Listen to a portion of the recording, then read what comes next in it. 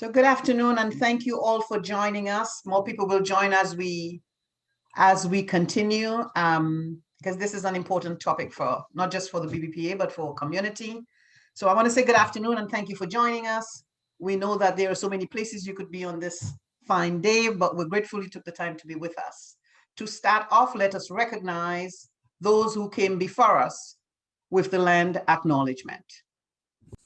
Land acknowledgement. As we gather together, we acknowledge the sacred land on which we reside. It has been a site of human activity for 15,000 years.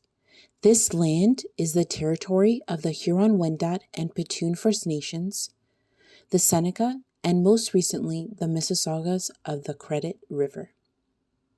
The territory was the subject of Dish with One Spoon Wampum Belt Covenant, an agreement between the Iroquois Confederacy and Confederacy of the Ojibwe and allied nations to peaceably share and care for the resources around the Great Lakes. Today, this gathering place is still the home of many Indigenous people from across Turtle Island, and we are grateful to have the opportunity to work in the community on this territory. We are also mindful of broken covenants and the need to strive to make right with all our relations. Last but certainly not least, we acknowledge the people of African descent who were brought here against their own will or in search of a safe place to live their lives and raise their children. Reconnaissance des terres. En nous rassemblant, nous reconnaissons la terre sacrée sur laquelle nous résidons. C'est un site d'activité humaine depuis 15 000 ans. Cette terre est le territoire des Premières Nations Huron-Wendat et Petun, les Séniques et plus récemment les Mississaugas de la rivière Crédit.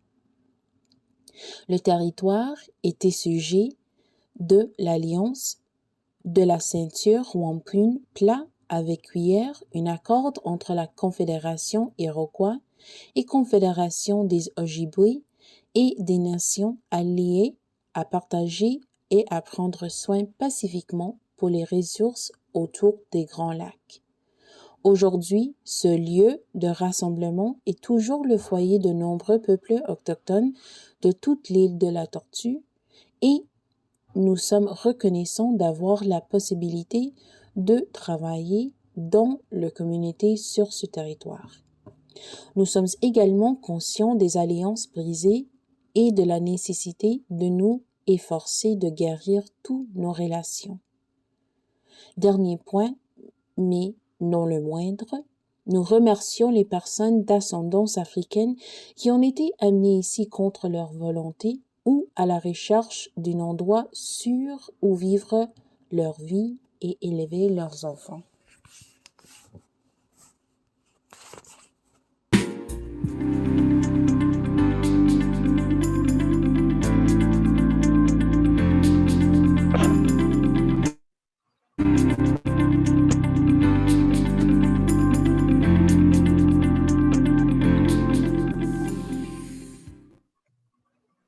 Land acknowledgement.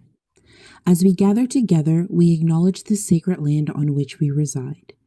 It has been a site of human activity for 15,000 years.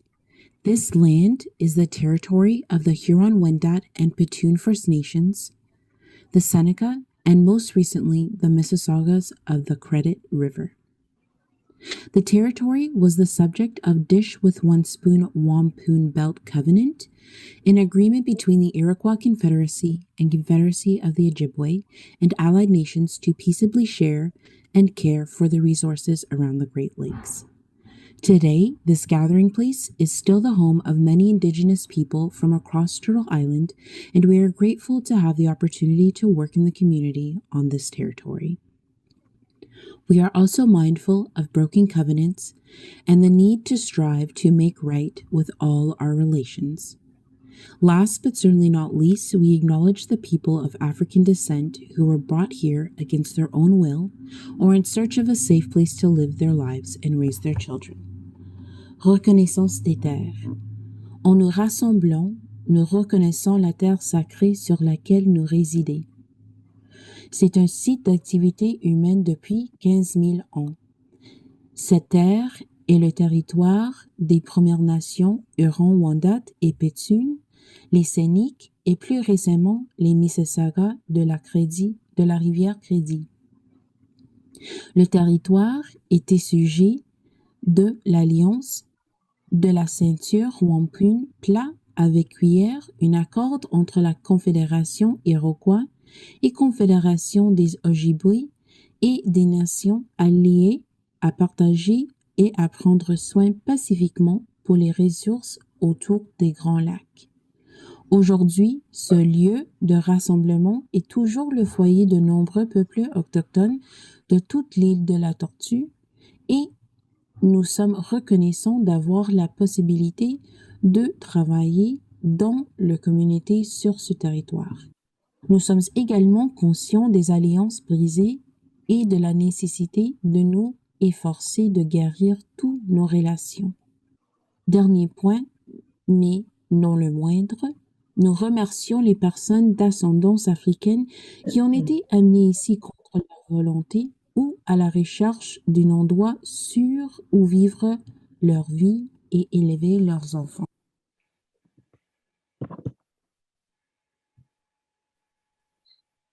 Good afternoon, everyone. I hope everyone is doing fantastic. My name is Moy. Before I get started, I just want to let you know that this event, Ask the Professional at the BBPA, is being recorded.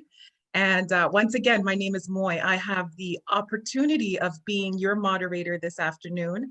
And I have the awesome opportunity of speaking with Craig Cameron, Mr. Cameron. I'm not sure if you'd like to join me on screen, or are we keeping this? I have a gallery view. Is that what we are seeing here? Maybe not. But in any case, Craig, I'd love to just introduce you to the BBPA Ask a Professional. And today you are that professional that we'll be asking and speaking with. I do want to read your bio, and I'm so excited to hear what you have to share with us today, because it's quite interesting. It says that you are a social enhancement specialist and CEO and founder of Chosen for Greatness, Inc. And you help your clients secure opportunities that are only available to them through charm and charisma. Now that is quite interesting, and I'm really looking forward to what you have to share with us today. So let's hear what you have to say, Mr. Cameron. How are you doing, by the way? How are you feeling? I'm feeling really good. Can you hear me okay? Yes, we can hear you perfectly fine. Yes. Perfect. So I just want to start off by saying I am super honored to just have the privilege to be do this with the BBPA. I had a very interesting conversation with Frances, I want to say almost 6 weeks ago. And I told her that I am super comfortable with the genesis of my journey, starting really right here and right now. And she asked me a couple questions to just check if I was really as committed to this as it sounded like I was. So we're here now today, and I have a lot to cover, and I'm super excited to go through some of the material. And I'm promising, like, the only thing I can deliver is some value and a different perspective on some things that maybe we kind of look past, especially in our community. And hopefully we can gain a little bit from this and become more competitive and just become stronger, more powerful versions of ourselves. Absolutely. So I'm super stoked, and I am going to start my presentation if you're okay with that. Yes, no, absolutely. Thank you so much once again for joining us. And like I said, we're looking forward to hearing what you have to say. And I'm sure audience members, when you're out there, thank you once again. Thank you for taking this afternoon to join us. Please get your questions prepared as we move through the presentation. Please start to write them down because, Craig, I do anticipate questions. Lots of them. So thank you. So you can go ahead with your presentation. Perfect. And can everyone hear me okay? I've just switched devices, so I just want to make sure that everyone can hear me. We can hear you well. Thank you. Okay, awesome. So a little bit different than some of the presentations that we're used to, but this one in particular is about becoming more likable. So what my presentation is going to do just three things really. It's going to show you the importance of being liked. It's going to show you what makes you more likable, and then it's going to show you what you can work on to improve your likability. So who am I? A super quick bio and synopsis. So my name is Craig Cameron. I was born and raised in Toronto. So I've had the luxury of being able to interact with all kinds of people from basically every walk of life. I find that Toronto brings together people from all over the world, and that is actually an advantage when you're trying to move forward in life and when you're trying to move up the ladder. So I went to the University of Western Ontario, where I majored in philosophy and minored in political science. That's in London, Ontario, which at the time was a complete culture shock to me because I went from living in Malvern, in like what I like to call the heart of Scarborough, where it was mostly people of color, to London, Ontario, where it's not the same type of atmosphere. And overall, I'm just generally a student of life and human beings. I plan on attending law school by September of 2023. And one of the things that's going to be super important and where a lot of this information is coming from is the fact that I have spent most of my 20s, I'm in my 30s. I'm at that age where I don't want to tell people how old I am, but I'm up there. But I've spent my entire 20s trying and failing and figuring out what doesn't work and what might work. And then over the past 2 years, I've actually served as a team lead for a major technology company. And then last year, because of the events of the George Floyd tragedy, my family, we decided that, counter to what we had done in the past, which is kind of not really work together towards one accord, we actually decided to pool our resources and create a trucking enterprise, which has been a fantastic learning experience for me. And then currently, I am working in talent acquisition for a global tech company where I basically hire and screen people for a living. And that puts me in a position where I have to listen to people and kind of make a lot of snap judgments on whether or not they're the type of person that would be successful, whether or not they have the type of competency that we're looking for. So all of this has kind of helped me to sort of develop a curriculum of sorts on how we can advance as human beings. So what do I do and why am I giving this presentation? So as mentioned earlier, I am a results driven performance coach, primarily for professionals and entrepreneurs, but I do have a rather special niche. So I help my clients secure the extraordinary opportunities that are only available to them through charm and charisma and personality. And what I mean by that is at some point, no matter how good you are at something, you will get to a level where your competency, it just won't be enough. And the easiest example I can use for this is a lot of us work in offices where we deserve the position and it goes to someone else who doesn't deserve it. And, it's easy to say, hey, well, like the game is rigged. And as a black person, I can tell you, like, that it's not built for us to succeed more than anyone else. But if you kind of understand that it's a jungle, you can make your way through and start to climb the ladder and move upwards if you understand that there are things in your control that can give you a significant advantage and leg up in this journey we call life. So if it's an opportunity or a relationship that requires someone to like you, so if you want a promotion and the person that makes the decisions needs to like you in order to give you that promotion, I help figure out, okay, what can we do without compromising your moral integrity or without doing anything illegal or unethical? What can we do to make sure that you have a greater magnetism to your personality and you're a more attractive candidate for whatever opportunity it may be? So notable things that I've achieved with what I humbly refer to as elite charisma. I've been hired for and negotiated my way into every single job I've had since 2014, and 90% of those was without the prerequisite education or experience. Um, We don't have time to get into this one, but I've actually negotiated my way out of an abduction. I've negotiated my way out of a noise complaint eviction court case while not being a lawyer, but having to actually represent myself while my roommate was actually a DJ. Again, not going to go into details, but being likable, even if it's in front of a judge, really helps. Um, I was invited to join the most exclusive men's executive lounge in Toronto. I'll be very honest, I didn't even know it existed. And then after a few conversations with the right people, you start realizing that life, there's levels to this. There are connections that have to be made, and a lot of them exist beyond the surface level of the things that we see. And then finally, and I think this is like the most notable thing, and Francis can attest to this, but I essentially used my charisma and likability to negotiate my way into giving this presentation. And I've looked at the other people that have given the presentation, and I'm honored to even be given the same platform as them. But I also want people to understand that I was able to get on the same platform with intangible personal traits that allow you to jump the line. So the real social dilemma, and I got this title from a movie on Netflix I saw about social media and big tech and how it controls our lives. But the real social dilemma is that society is more tense than it's ever been in my lifetime.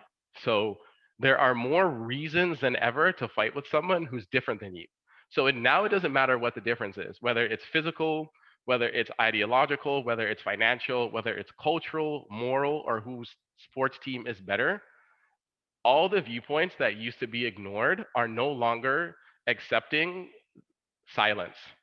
So one of the things to bring it very, very close to home, for a lot of people, Canada Day is a celebration. But based on what we are uncovering about our own history, there's a lot of people saying, I can't celebrate this. There is justice for an entire community that is sort of been brought to the forefront to the point where if we're going to celebrate our history, we have to acknowledge our legacy. And that's for all of us as Canadians. So naturally, these differences are producing increased tensions and clashes. So a lot of people, whether depending on what side of the fence you're in, a lot of people are scared, like, oh, am I going to be canceled? Am I going to get in trouble? And we're noticing just saying the wrong thing can end your livelihood. So the differences and the diversity of perspective, it's not inherently wrong. And what a lot of us need to take into account is that if you cultivate and channel these differences and perspectives properly, it can actually create incredible advantages. So there are communities and people and groups and opportunities that may not have been available to us 20, 30, 40, 50 years ago. And even though we're different, it also gives us an opportunity to work together and to move forward. So there are more opportunities now than there's ever been to collaborate with someone or a group of people that maybe you wouldn't have in the past. So because there's a lot of different viewpoints, perspectives, ideologies, and experiences, we really have two options, right? We can retreat to our ledge and our comfort zone and prepare for war. And I'm talking about, like, it's getting tense where politically, I don't know if a lot of you have noticed, but let's say you align with right-wing politics, you are immediately the enemy of someone who aligns with left-wing politics and vice versa. And what a lot of us don't take into account is I can believe in religious things and be a right wing thinker, but then I can also believe in the fair allocation of wealth and resources and be left wing in my thinking. But what we're doing is we're putting people in camps where it's like you're either an enemy or an ally. But what we can do in the midst of that is develop the skills that are necessary to disagree but invite understanding and collaboration in order to grow and improve, as opposed to just facilitating more and more hatred and combat, which kind of just leads to energy being wasted on fighting and growth and minimal growth. And one of the things, for example, the easiest example that I can use right off the top of my head, if someone says to me, I'm a big Trump fan, if I don't personally like Donald Trump, that doesn't mean that immediately like I have to judge that person or I have to tell them that they're going to destroy the world and vice versa. Let's say I'm a big Trump fan and someone is like, I hate Trump, he's the worst. That doesn't mean that I have to start fighting with that person. What it does is it creates an opportunity for understanding. And one of the skills that we can learn, and I'll get to this later on in the presentation, is disagreeing gracefully with people ensures that bridges aren't burnt. So you can kind of leave a situation without engaging. So that way, in the future, if you need to talk to someone or you need information or you need to collaborate, it's not a tense situation where you and the other person are enemies. So I just want to discuss the most harmful myths when it comes to being likable. The very first one is that if you aren't great at interacting with others and leaving a good impression, it's just not in the cards for you. That is categorically false. I'm a living testament, to be very honest, giving this presentation. Like I never started out being the type of person that would walk into a room and light up the room. I never started being the type of person that was comfortable giving a presentation in front of a lot of people. I really was a little bit aloof and bewildered and disoriented, but I decided to put in the work. Another harmful myth is that you can hide behind a facade without worrying about being uncovered. And I was listening to a podcast called Earn Your Leisure, which is a Black business podcast. I think everyone should give it a listen when you have a chance. But I remember one of the people being interviewed said, be careful of your role models because a lot of your models are just playing roles. And we're slowly discovering a lot of people that maybe we would have looked up to, you know, the the hidden truth beneath the surface is coming out. So people that we never thought were racist, all of a sudden we're realizing, wait a second, maybe this person really doesn't like Black people, or a lot of the people that we thought were in it to help human beings, you know, that really wasn't their motivation behind it. And the final very, very harmful myth about likability and about becoming more likable is that you don't have to change. This is the toughest one because I'm not telling someone to lose their identity. I'm just suggesting that if it's not working and if there's a way to improve, you owe it to yourself and to the people that depend on you and to the people that survived diabolical brutality for you to exist. I mean, particularly Black people, to do everything you can to enhance yourself and to transform yourself into the best version of who you can be. So here's what they don't tell you: your ability to charm people is as important as your actual ability.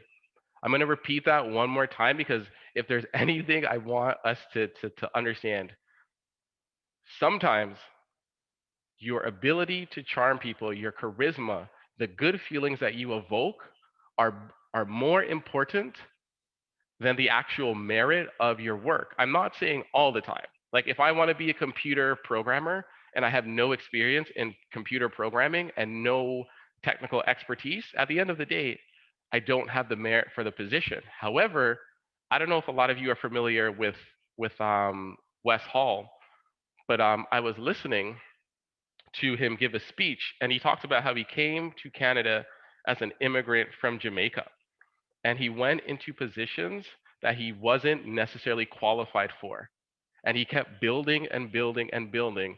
And if he wasn't a likable person, do you think he would have been given those opportunities? And the answer is no.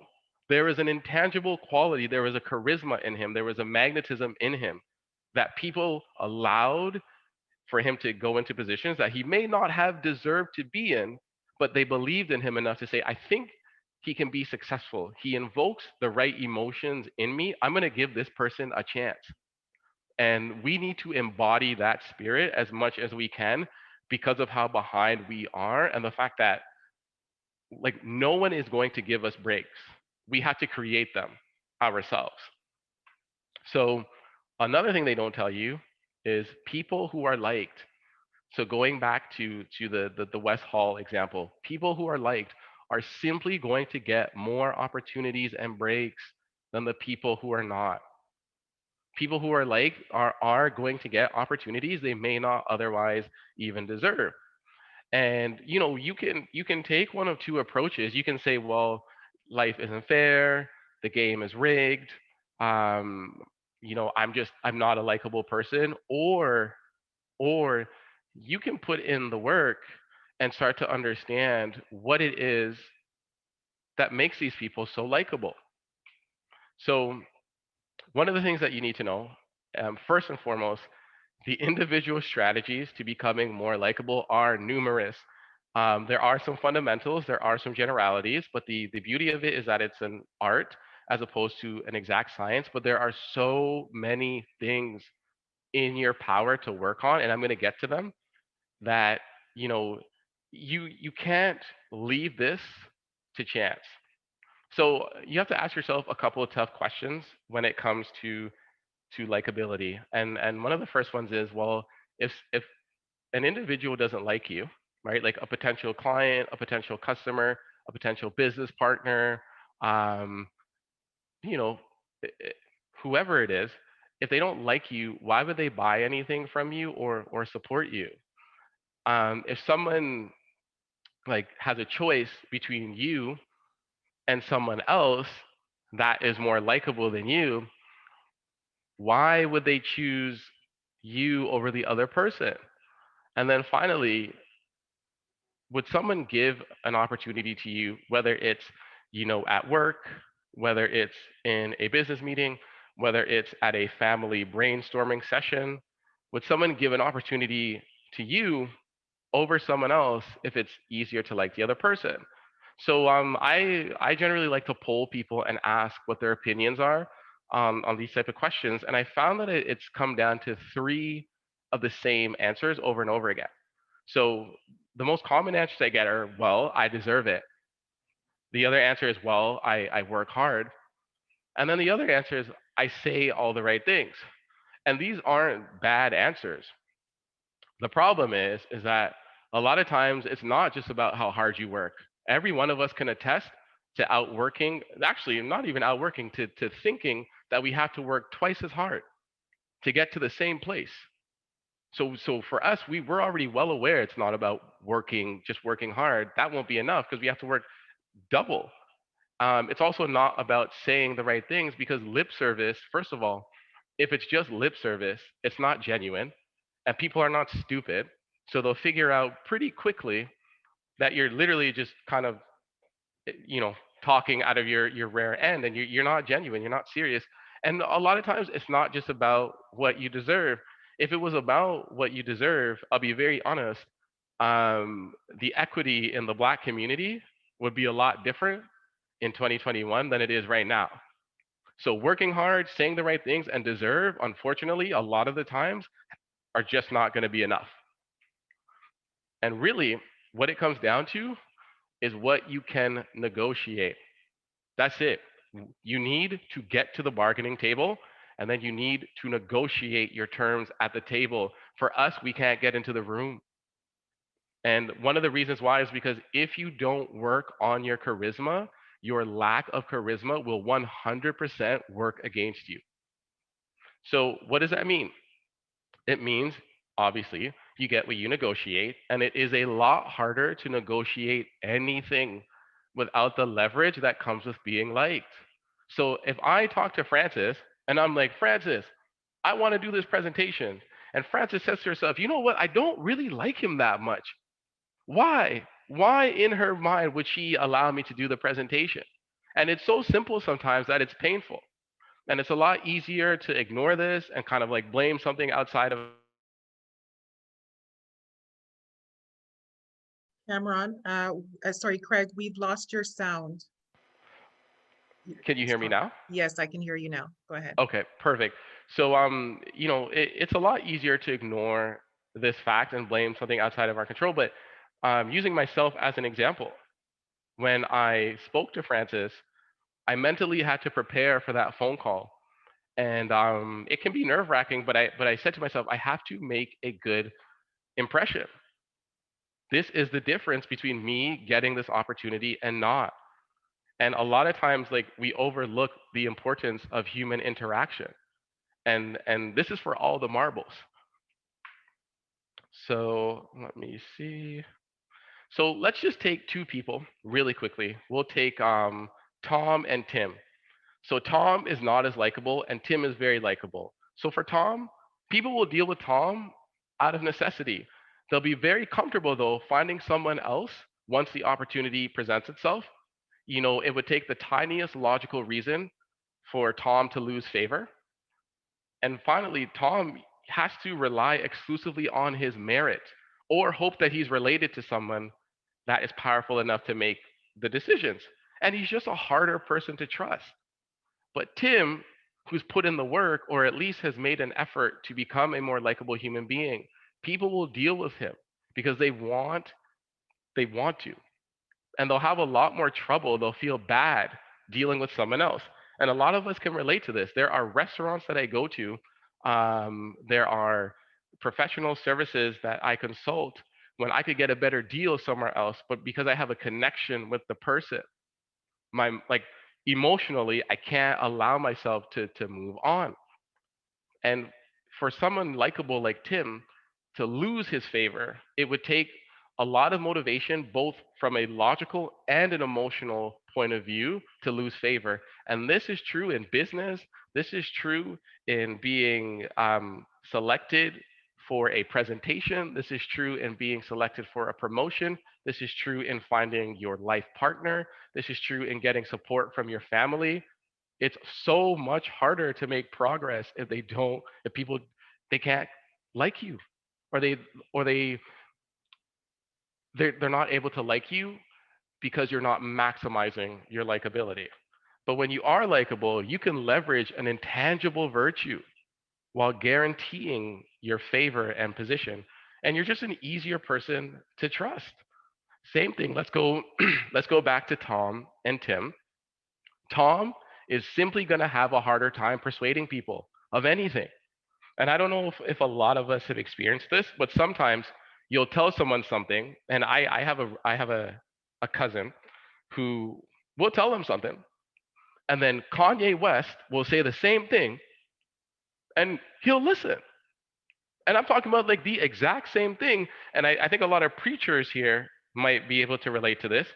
You may tell someone something that's in the Bible, but because they may look at you as sort of old and out of touch and not understanding them, they may ignore it. But then someone else may come along and say, hey, like, and by someone else, I mean, like, look at Drake, the rapper, who says, you get what you give. That was written in the Bible. It's called the law of harvest. You sow what you reap. And I don't want to get too like preachy. I'm not really that type of person, but I'm just saying the difference between being likable and not likable is the difference between success a lot of times and failure. At the end of the day, Tim is going to get unearned opportunities, and Tom, the less likable person, is not going to. Tom, the less likable person, is going to have a harder time advancing, while Tim may have to work half as hard. So, just something to keep in mind. So, are there factors that we can't control? Absolutely. Looks, a lot of that is outside of our control. A lot of it is still in our control, but genetics, I'm not 6'5", right? I can't control that. Now, the world, if let's say I'm 5'5", the world will treat me as a man very differently at 5'5" than it will at 6'5". A 6'5" man walks into the room, and this is the unfortunate, harsh reality of life. A 6'5" man walks into a room, he looks like a leader. Like, he looks genetically exceptional, and people will extrapolate that to his actual ability without even seeing what he's capable of. However, just because I may be 5'5" doesn't mean I can't work on other things. And we're going to get into all the things you can work on, but let's just make sure we understand. You're losing out to someone else if you're not working on your likability in all of these areas: the job, the promotion, the sale, the client, the account, the social invite, the family life, and even your romantic interests, if it's something that you don't work on. Now, Let's compare two people vying for the same thing like we did before. So, I'm seeking a new accountant, right? I have person A. Let's say person A, her name is Susie, and person B, his name is Michael. So I see Susie, and let's say Susie is the type of person where I can't picture myself hanging out with her. I can only really tolerate her in small doses. Like I find her personality sometimes to be a bit abrasive. I have nothing in common with her. And I don't really look forward to talking with her. We have a relationship built out of necessity, and that's it. But Susie is offering the better deal. Let's take Michael. Michael, I can see myself hanging out with Michael, right? I enjoy Michael's company, and I don't mind spending time with him, whether it's once a week, once a month, quarterly, biannually, or annually. I look forward to talking with Michael. I have a lot of things in common with him. So let's say Michael is offering the less attractive deal, like Michael's charging me more money. At the end of the day, right? It would be foolish to say that one of them will win no matter what. But the problem is, if Michael is markedly more likable than Susie, Susie is going to have to make up so much ground just to get a fair shot. And a lot of us, especially in the Black community, we're already not going to get a fair shot. So, more often than not, the likable person will still end up winning. And the point of the comparison is just to show you that if you are less likable, you're going to have to be so much more talented already than what your competition is. It's an unbelievable disparity, and good luck trying to bridge the gap. Sometimes, you know, I wonder, like, do we choose to ignore the truth, or do we choose to fix the things that we can? And connecting with others is an emotional experience. We're emotional beings, and a lot of times emotion is likely to supersede logic, even in the presence of a better deal. Another fairly easy example, and I'm not picking on him, but I sometimes I look at Donald Trump and I say to myself, wow, he might actually be crazy. And then I look at the people that support him, because I'm trying to understand people that may not think like me. And what I realize is, you know what their perspective is? Wow, he is a genius who is saving the world through a 30-year plan. In my mind, I said, well, it's harder for me to believe because I remember watching you on The Apprentice, but I understand where people are coming from who really believe that you are here to save them. And it's because if one person evokes good emotions and the other does not, the one who does not is pretty much dead in the water. And we have to be able to tap into this ability. I'm not saying that you'll become the next president or prime minister. I'm just saying it's possible if you understand what these individuals use and leverage in order to move up and in order to gain support.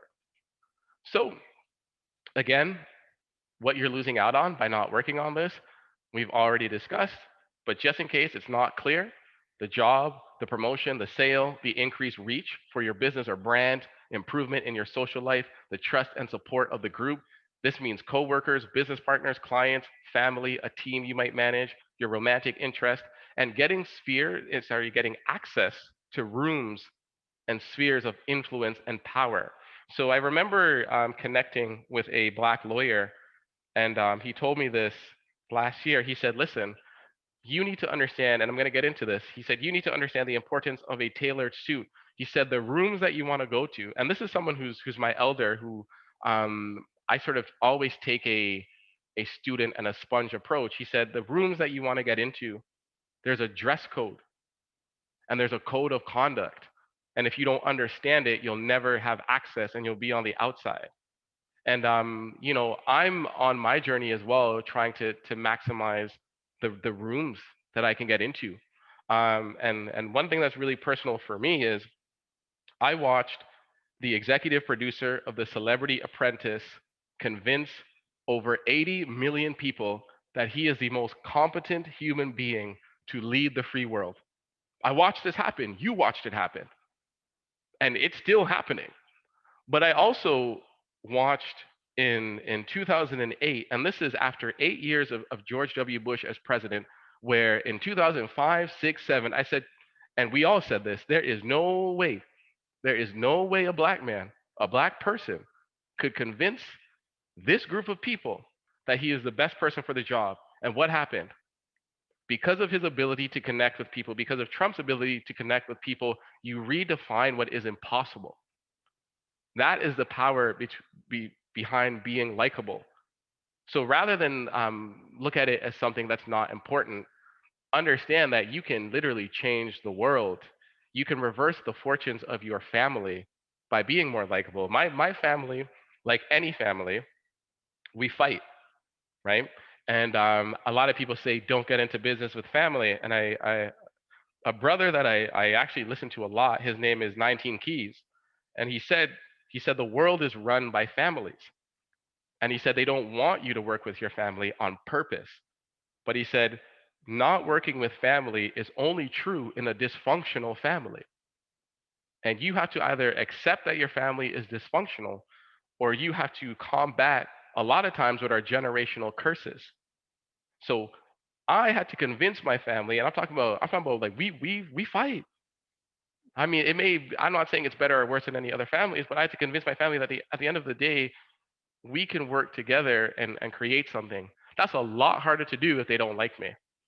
That's a lot harder to do if there's no charisma, if there's no magnetism, if I don't believe in myself. So the thing that I want all of us to get here and now is that most of us, including myself, have actually not come close to reaching our full potential when it comes to being likable because of the numerous factors that affect how likable you are. And anyone, and I mean anyone, can become more likable if they commit to being interested in others. What do I mean by that? So if you have the budget, you can hire someone likable to operate on your behalf. This is actually the reason why celebrities and influencers they promote brands and businesses, but this is costly. Also, you can be the most likable person on earth. Like you can literally be Beyonce, and that doesn't mean that everyone's gonna like you. As a matter of fact, I've met people that don't like The Rock, that don't like Keanu Reeves, that don't like Beyonce. That one's a lot rare, or even Mr. Rogers.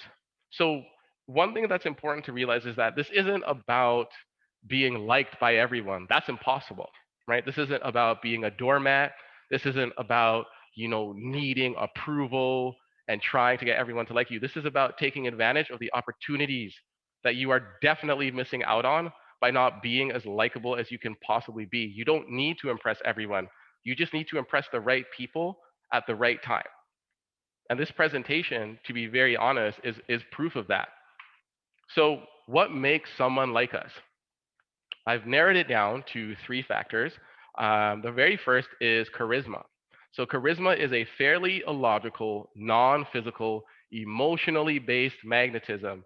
Sometimes it's hard to explain. We don't know what it is, but that person, when they speak, for some reason, we find ourselves absolutely enamored by them.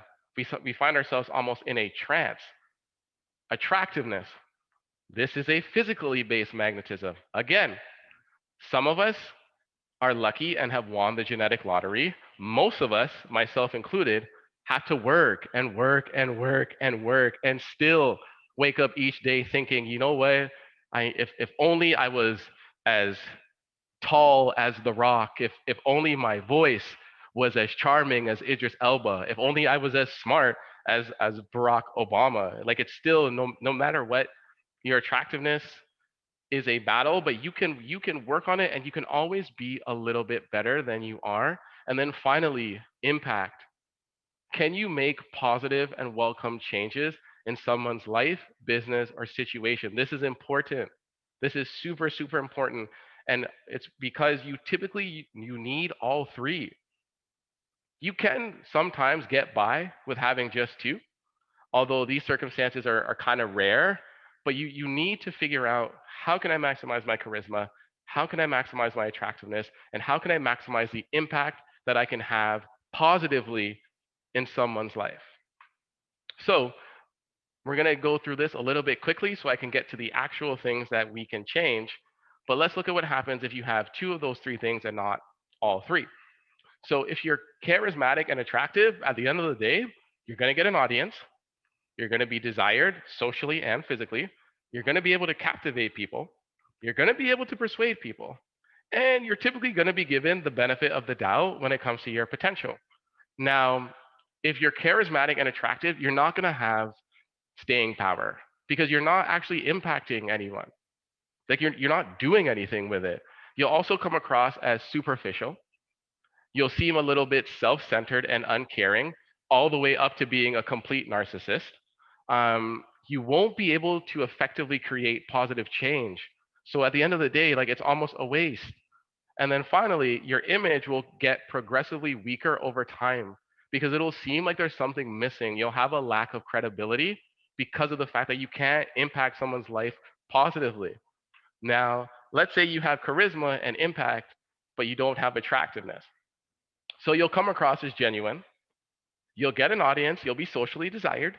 You'll be able to captivate others, albeit not to the same degree as someone who has charisma, impact, and is also attractive. At the end of the day, you'll be able to persuade other people, and you'll be given the benefit of the doubt when it comes to your utility, like how impactful and useful you are to someone. Now, without attractiveness, you'll still have staying power. You'll come across as a fantastic long-term investment. You'll have credibility, but you'll lack the magnetism that someone who works on their image will also have. Just think of, let's just take Wes Paul. He's like the easiest, most current example I can think of. If Wes Paul wasn't so well dressed, and if he wasn't the spitting image of success, we may we may not gravitate towards him as strongly, or I may not gravitate towards him as strongly. The same is true for Michelle Obama. If she wasn't as attractive as she is, we may not, we may not be able to connect to her in the same way. Now, generally speaking, though, these two are typically, if you can only pick two, are typically the best to have. You will romantically spend a lot of time in the friend zone, but luckily, I'm going to go over things that you can improve as far as your attractiveness is concerned. Now, let's say you are attractive and you can positively impact someone's life, but you just don't have charisma. You'll get an audience, but it will be based either exclusively on your attractiveness or the fact that essentially you're useful or helpful. You'll be socially desired. You'll be able to captivate people, but not like someone who has charisma. You'll also be able to persuade other people, but again, not as easily as someone who has worked on their charisma. And you'll be given the benefit of the doubt. Now, you'll have staying power, but if you have attractiveness and impact, but you don't have charisma, you'll kind of come across sometimes as maybe mundane or lacking confidence. And charisma doesn't always mean that you're loud and outspoken. Like charisma, some of the most charismatic people I've ever met don't speak a lot, and it creates a mystique and an intrigue to them. Now, you'll have credibility, you'll have a magnetism, but you'll kind of be looked at as someone who might be operating below their immense potential, and you'll be able to effectively create positive change, but not to the degree that charisma will make possible. Um, so let's look at what happens if you have one but not the others, and this is where you definitely don't want to be. So if you have charisma without attractiveness or impact, you'll be persuasive, but you'll be lacking gravity, magnetism, and what people refer to as an it factor. If you're attractive and you don't have charisma or impact, you'll be good to look at and you'll have romantic potential, but you'll come across as an empty shell. And this one is dangerous because I think a lot of us can relate to giving the time of day and the benefit of the doubt to someone who is attractive and offers nothing else. There are people right now who make a living just by offering their attractiveness, but not necessarily anything else. And this goes for men and women. And then finally, impact without attractiveness or charisma. To be honest, this would probably be the best because you would still be a good friend. You would still be appreciated, but you wouldn't necessarily be looked at as a leader or someone who's captivating. And this type of person is very likely to be overlooked and underappreciated. So now that we know what the, what the factors are, like how can we improve our likability? And it's very, very simple. You just enhance your appearance, you enhance your mentality, and you enhance your social skills. So we're going to take a deep dive into this, but enhancing your appearance. These are all the things that matter, and I'm going to use a very extreme example. I read a book by Malcolm Gladwell. It was called Blink, and he talked about how police, when they when they kill people, how they make a snap decision. And I'm talking about when they kill black people. They have to make a snap decision based on nothing but the person's appearance. And they talk about how, well, when their brain, when their adrenaline is functioning at a high level, the power that their brain would normally function with is dedicated exclusively to survival. So there are books and seminars that police write, and they share their experience with each other about killing people. And they talk about when they kill someone, how all they can see is the image of the person, and everything else, the environment, any other important factors, just completely gone, because now they're on edge. And they say that time slows, and they use the appearance, the menacing appearance, to justify, their innermost basic instincts. And I'm not saying, don't be proud of how you look. I'm not saying to conform to a Eurocentric standard of beauty. I'm just saying understand that your appearance will determine how people view and treat you. If you look like you take care of yourself, people will treat you like the type of person that takes care of themselves.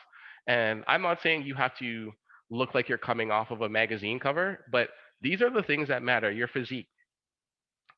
This is important. And I'm not saying again that you have to spend your life working out or dieting or endangering yourself or doing surgeries, but do you give your body the love it deserves? Do you put your body in a position where it will last longer? And just by the just by how fit your body looks, people will have a different judgment of you. And unfortunately, there's no nice way to say this, but we are superficial creatures. If I walk into a room with someone and all things being equaled, my body is more fit than the other person's, unfortunately, I will have more leverage. Now, your fitness is another very important aspect to your appearance. So I know people who, like myself, are asthmatic. Like I was born with asthma, but I work on my cardiovascular fitness so that way I can give a talk like this and not be gasping for air. Your style. This is very important because I spoke to a stylist, and I'll never forget. She told me that fashion is wearable art. I have no idea what that means. To be very honest, I don't even know anything about fashion, but I know enough to defer to people that understand it because it's a language in and of itself. And it really kind of came to a breaking point when I put on a suit one day, and someone had just like dared me to do it, but I put on a suit and went to the club district. And as a black person clubbing in London, Ontario and Toronto, Ontario, there is a quota. There's a quota on how many black people most establishments want let in to their place. Because to them, the blackness, even though all these places play black music and love black culture and entertainment, there is a stigma to a place looking too black. And I remember going past places that, refused me when I was in my regular attire, and going there in a suit and being asked, "Oh no, like you can cut the line," because I look the part. I look like, unfortunately, the type of people that they want in their establishment. I look like the elite, to put it, more harshly. And the way that you dress is super important, especially in a society where we watch murders take place on film and then debate after whether or not it was murder. The way you dress has to be for results. People will treat you a certain way based on how you look. And I mean, it could be life and death. So, you know, if you want the opportunities in life that you feel you deserve, you have to look the part. You have to. Your hygiene. So some of us, are a lot better at this than others, but if you and Cra- Craig, yep. I'm so sorry to interrupt you. We do have until 1 o'clock, and we really want to get some questions in. And this is such a beautiful presentation, very in depth. I'm just wondering if we can leave at least maybe 5 minutes to answer a few questions. Would we be able to do that? Yeah, for sure. I probably have 4 minutes left. I think I have 2 slides left. Okay, so we're here till 1. Okay, and we typically like to end on time, just Okay. so that you know. Yes. I will not go over time, I promise. Okay. Okay. So your hygiene, again, if your nails are dirty, if your teeth, like your oral hygiene is offensive, if you have body odor that's offensive, you can be the most amazing human being and you will lose all your leverage because your scent and the way that you take care of yourself is offensive to people. Your body language, do you hunch? Do you walk around, not being confident?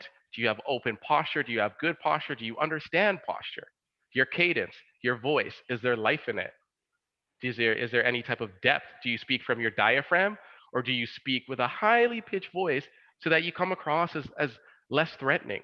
All these things matter. Your eye contact. When you look at people, do you look at people? Do you look down? Looking down is submission. Looking left and right is shifty eyed. Looking up makes it seem like you're trying to remember something, so you might be lying. Um, I won't be able to go into detail, but I'm saying everything counts. Your mindset. So your social and your political views. Do you have the type of views that make people hate you? Do you have the type of views that make people think that you're a bigot and you're inconsiderate and that you're out of touch? Your mindset when you're alone. Do you tell yourself it's not going to work, or do you tell yourself I'm not there yet, but I can get there? Your mindset when you're in social settings. Are you nervous? Are you anxious, like me?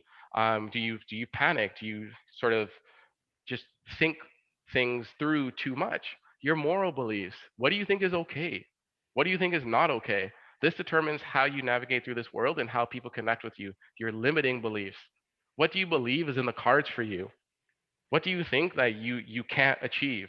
Some of them are good, and a lot of them for Black people are awful. And finally, your entitlements. What do you think you deserve in life? At the end of the day, as crazy as this is to say, if Donald Trump can become president, there is no limitations to how far I should be able to go in life. I don't care that he's white or that his dad is rich, but I feel as though I am entitled to maximizing my potential. But that's important, your entitlement and your mindset. And this is the most important part of this entire presentation. Your mind determines who you become and what it is you achieve. Socially, a lot more simple. Who's your social circle comprised of? If you're hanging around people that are negative, if you're hanging around people that are not ambitious, if you're hanging around people that are comfortable maybe making $30,000 a year or less, by osmosis, you will begin to develop those types of views. Your frequently visited places. If I'm in video game chat rooms, and I'm on Netflix as opposed to going to conferences like Bades or Ask a Professional. At the end of the day, my development and the people that I meet will speak to that. My behavior in social settings. Am I needy? Do I need people's approval? Am I always trying to take the spotlight? Am I confident in myself? Am I able to listen? Am I able to learn? Your skills and your talents. And I'm going to finish this up. Being a level 70 mage in World of Warcraft or League of Legends does not carry the same gravity as being able to sing or play an instrument. So understand the things that you develop your time on. Obviously, do it with things that you love, but do it with things that have a social benefit because you never know, it might be the difference between you moving up in this world or you staying in the same place. Again, most of us have actually not come close to reaching our full potential when it comes to being likable because of all of the factors that I mentioned without even going into detail. And anyone can become more likable if they commit to being interested in others and improving themselves. So, where can I go from here? You can contact me via email, info@cfglifestyle.com. likable.com. You can also follow me on Instagram. I'm going to start doing live streams, and I have an assessment that you can take at magneticupgrade.com where you can sort of be scored on all of the things I mentioned and more. So I just want to end with a quote. Um, Basically, if you wish to be in front, then you have to act as if you were behind. Likability is something that we need to understand is so important if we're going to be competitive and if we're going to start to evolve and make the progress that our group is capable of making. Because one of these days, it will come down to the fact that you worked on things that your competition did not, or vice versa. That was beautiful. That was great, Craig. Thank you so much for that in-depth presentation. That was really, really good. And as you said, I'm not sure if you can get back on camera with me. As you said, these are things that we typically overlook. We have some individuals in the chat that's saying, can you post your Instagram contact? Also, it was a great presentation. This was everything. I totally agree. It was absolutely amazing. We don't think about these things. I know, Fran, you had your hand up. Did you have a question that you wanted to ask? Yes, yeah. I mean, we had quite a few nuggets today, so I don't want to waste, because I recognize we are at the 1 o'clock hour, but this was to Craig. So how do you address someone's assessment of your likability based on that individual's biases? I can totally refer to what you said today, because I was in corporate for 35 years. I got a lot of places because I was likable. And somebody also sent me a WhatsApp to say, let Craig know that you have a reputation to work with people you don't like as well. But how do you deal with the situation when someone's opinion of you is based on the biases? So you have to understand who you're dealing with. So I wish I would have gotten a little bit more time to go into this, but understand your target. So at the end of the day, most people who are not Black have a less than favorable opinion of us as Black people. So one, we have to be the living definition that their belief is wrong. So no matter what, we have to continue to walk in greatness and be the living definition that their viewpoint is wrong. Two, understand if you have to work with that person. If it's a relationship of necessity and you have to work with that person, make sure that you establish that there needs to be a certain level of respect, because people will push you over and mow you over, but also understand what it is that motivates them and what's the real reason behind why they don't like you. Because a lot of people, when you listen to them, people will tell you everything in what they say and what they don't say. A lot of people will tell you they don't know anything about Black people. They don't know any Black people.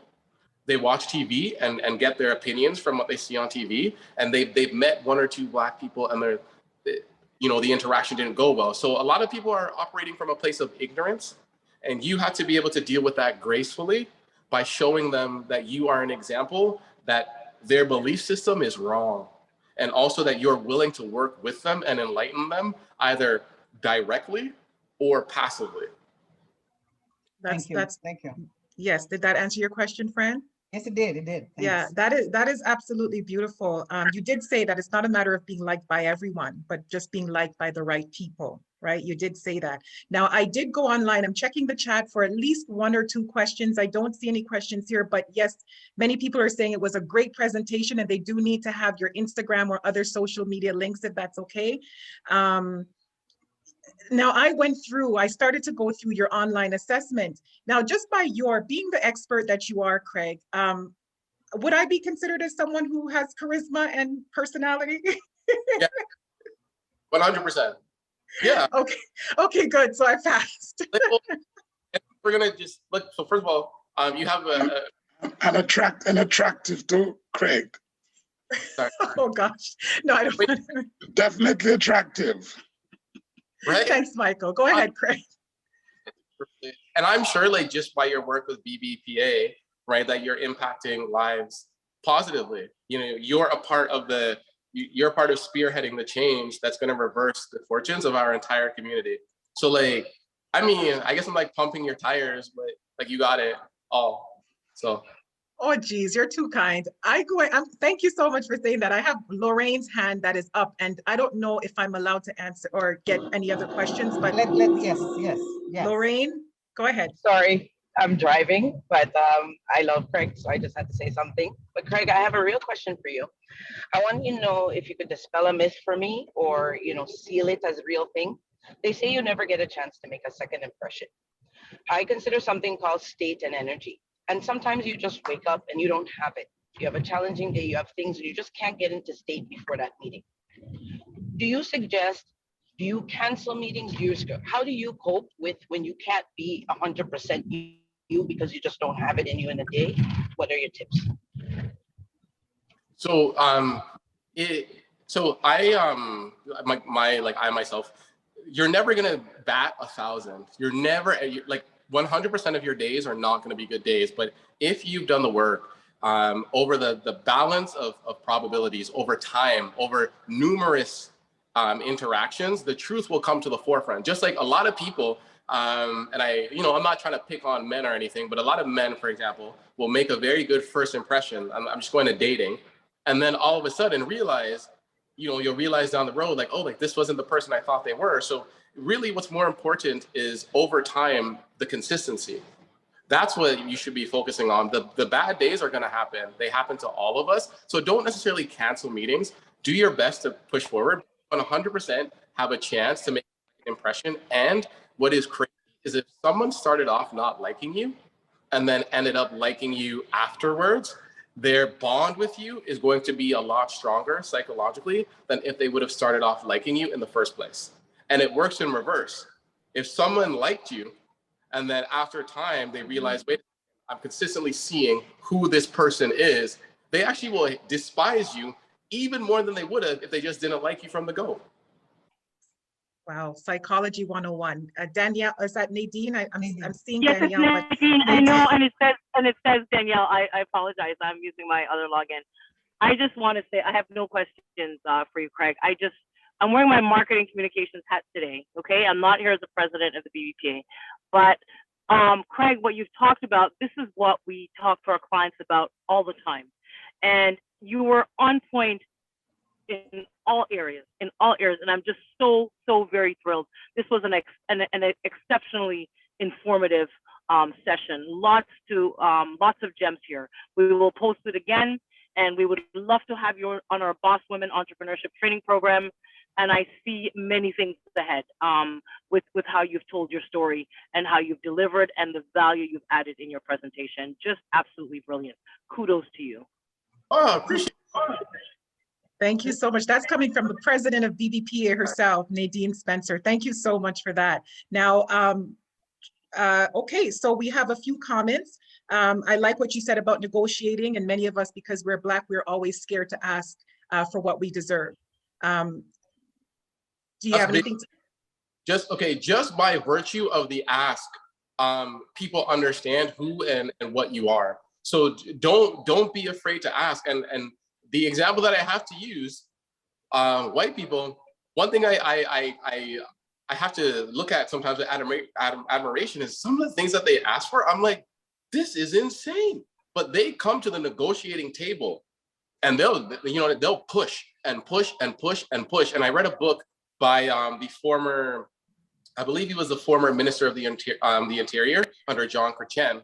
And he was a professor at Ryerson, but he talks about the fact that when you come to the negotiating table, you want to negotiate so everyone wins, but you want your terms to be so far to like the other person's ledge that any concession that you make is not even really a concession. So let's say you want a $10,000 raise in salary.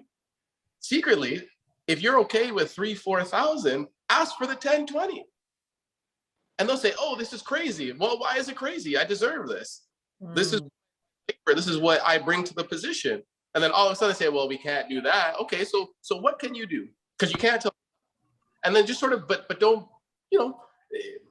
negotiating, get comfortable with it, because you will get out of life what you negotiate. And this is from like relationships, work, social, you have to. And there are books on it as well. So this is something that you can learn, train, as far as like presenting your offer, as far as what to say. As a matter of fact, Maple Dorrington has she's done a few talks on how to negotiate. And I think I've learned a lot from it, just from her as well. So yeah, never, you have to negotiate till the end. Beautiful. Sorry, thank you so much for that. Beautiful. I didn't mean to cut you off. I think the screen just went. Following from Zimbabwe. Welcome, Zimbabwe. I don't know where everybody's joining from, but I must tell you that I had an amazing time today. Craig, we're going to have to be friends because I'd love to learn more about how I can increase my likability. So thank you so much. It's been an honor and a privilege just to hear your presentation. We have many comments in the chat that is saying it's just an excellent presentation, the way you've delivered, and we heard from the BBPA's president herself, just how wonderful this was. Now, we will be posting this on the BBPA website, along with all of Craig's contacts. So for those of you who are interested in hearing more about Craig, it's just been an honor, Craig. Thank you so much once again on behalf of the BBPA, and we'll certainly keep in touch. I do have our executive director, or maybe Nadine, do you have any last words that you'd like to share? We have some. I do have one last word before the executive director does the final last word. So most of you who know me know that I like to sing, and those of you who really know me know that I cannot sing.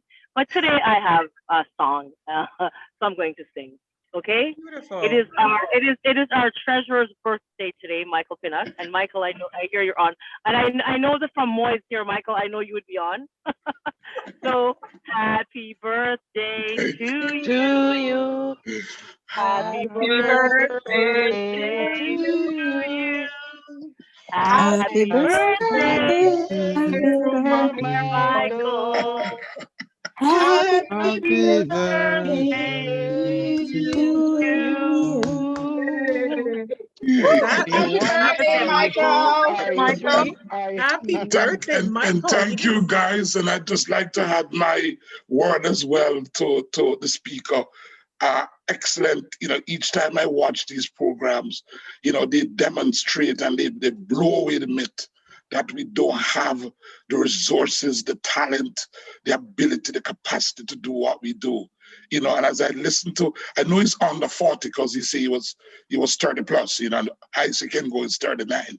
I mean, even at that age, the sort of stuff he brought to the table would be someone at my birthday.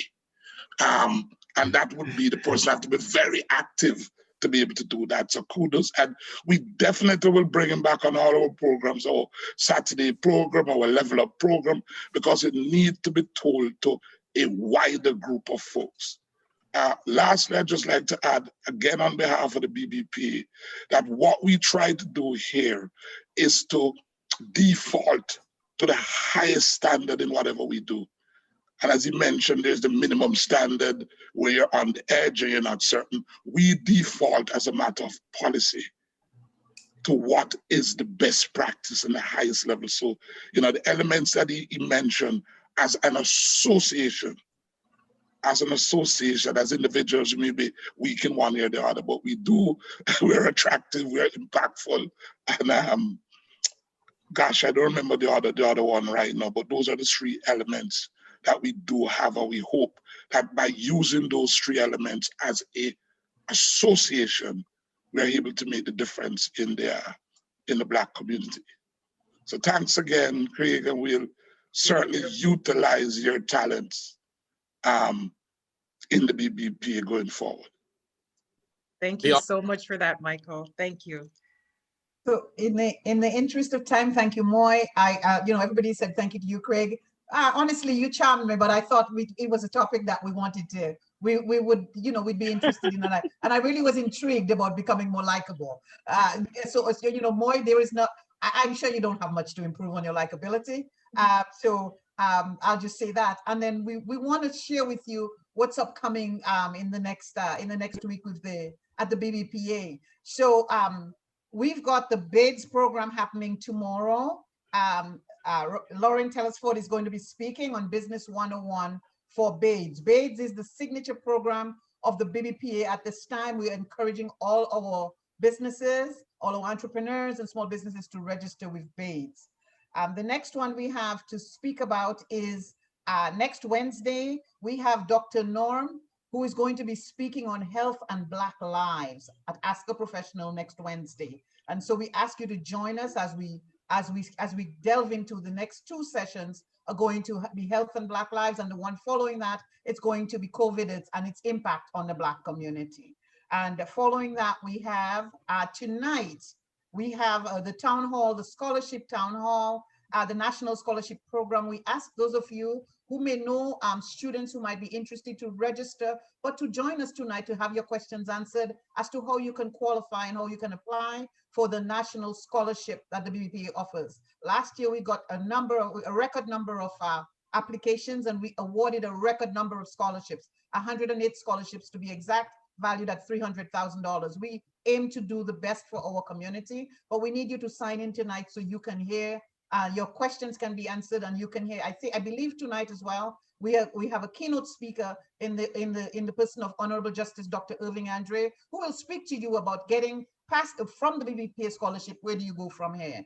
So that's what we've got. And on Saturday, as always, we've got community space, which is financial literacy for our young people and young adults. So join us. The BBPA, again, is here for you. We encourage you to take membership in the organization. We encourage you to send us your comments and support us in any way you can. There will be bumps on the road, but like the treasurer said yesterday on a call with the government, we need to use those bumps as stepping stones to getting to where we want to go. Finally, thank you, Craig. Thank you, Moy. Thank you, everyone, for attending, and have yourselves a great rest of your day.